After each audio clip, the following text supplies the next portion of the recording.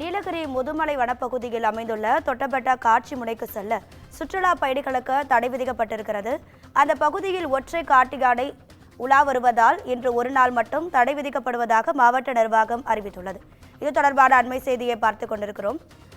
அண்மை காலமாக நீலகிரி வனப்பகுதியில் இருந்து வனவிலங்குகள் ஊருக்குள் நடமாடும் சம்பவங்கள் அதிகரித்து வரும் நிலையில் தற்போது தொட்டபெட்டா காட்சி முனைக்கு சுற்றுலா பயணிகள் செல்ல தடை விதிக்கப்பட்டிருக்கிறது. அந்த பகுதியில் ஒற்றை காட்டு யானை உலா வருவதால் இன்று ஒரு நாள் மட்டும் தடை விதிக்கப்படுவதாக மாவட்ட நிர்வாகம் அறிவித்துள்ளது. இது குறித்தான கூடுதல் தகவல்களை நமது செய்தியாளர் அன்பழகன் வழங்கிட கேட்கலாம். அன்பழகன், வணக்கம். உங்க விரிவான தகவல்கள்.